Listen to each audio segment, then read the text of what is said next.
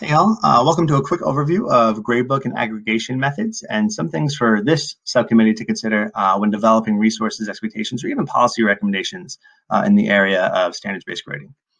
So as you know, one of the goals of the district's SBG committee is to focus on products or policies that could systematically support our teachers, students, and admin district-wide in the area of SBG and other effective grading practices.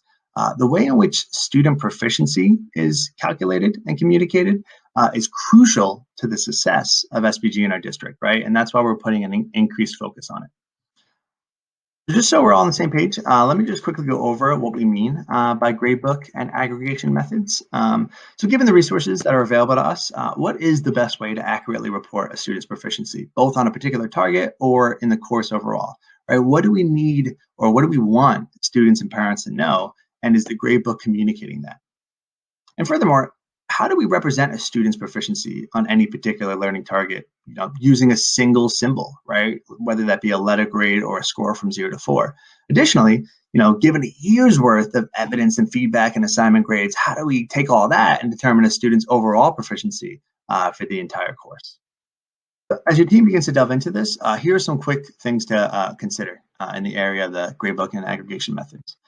We currently have two gradebooks, right, from Synergy, the SBG gradebook and the traditional gradebook. And as schools go all in, do their gradebooks need to go on all in as well, right? If so, which option is best? And speaking of the SBG gradebook, as we're closing out our pilot year with select teams across the district trying it for the first time, can we gather feedback from those teachers? Can we work with Synergy to modify some of the components that are slowing us down, right? And then again, what needs to be done to roll out or mandate a particular gradebook, training, communication, things like that.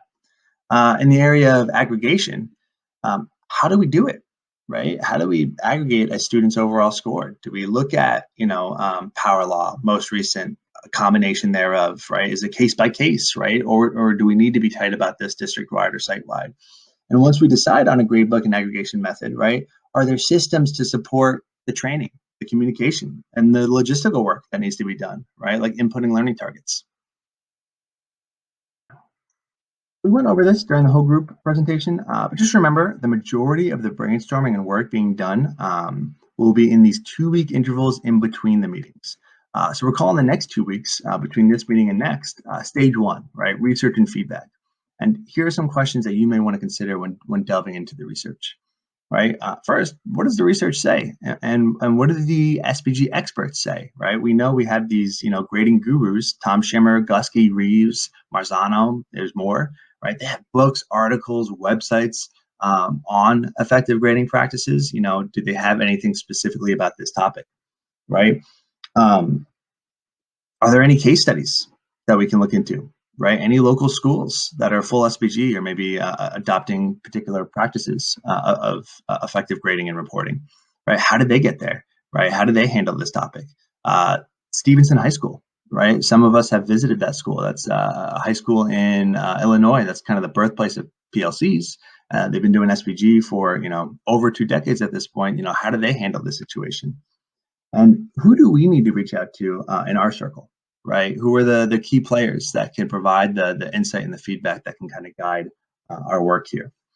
So what you guys are going to do, you're going to gather this info, you're going to determine what you believe is relevant, and then you're going to present it to the whole group next meeting.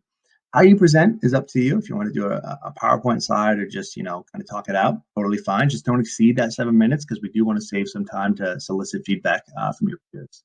That will hopefully guide the next 2 weeks of work that you'll be doing with your subcommittee. And that's it for now. Thanks for watching this video, and thanks again for being a part of this committee. At this point, you should begin these conversations, ask the real questions, and figure out how your team maybe will answer them.